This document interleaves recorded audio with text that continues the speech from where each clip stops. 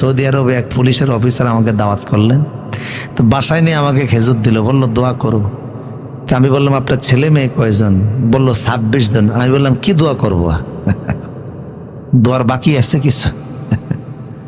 আবার কালকে মাহফিল ছিল নওগাঁ, মাহফিলের অতিথি যিনি, ওনার নাম ফোটল। কথা বলেন কি নাম? বড় মানের নেতা, নাম হলো ফোটল। চট্টগ্রামে এক নেতা পাওয়া গেল, নেতার নাম হকিস্টিক বল্টু।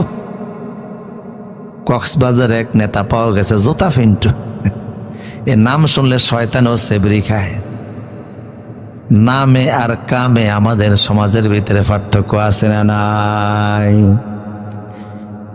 মুনাফিক কিন্তু কাফের থেকে তৈরি হয় না, মুনাফিক তৈরি হয় মুসলমান থেকে, যাদের ভিতরে আর বাহিরে কোনো মিল নেই। আমার প্রিয় সুধী, তো দিন প্রতিষ্ঠা করা এটা আল্লাহর পছন্দের ধর্ম। আল্লাহ পাক বললেন এমন দিনের অনুসারী তোমরা হয়েছ। আলিয়াউমা আকমালতু লাকুম দীনাকুম, আমার ধর্ম কমপ্লিট। আমার ইসলাম ধর্মে এমন কোনো শাখা প্রশাখা নাই যেই জায়গায় তোমাদের সমাধান নাই। জোরে বলুন সুবহানাল্লাহ।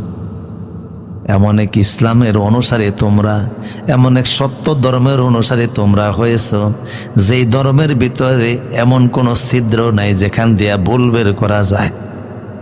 কথা বলেন ঠিক কিনা? এমন কোনো সিটা বোটা নাই। এই ধর্মের ভুল তালাশ করে পাওয়া যায় না, বরং মানব জীবনে যত সমস্যা আছে সব সমস্যার সমাধান ইসলাম দিয়া দিছে।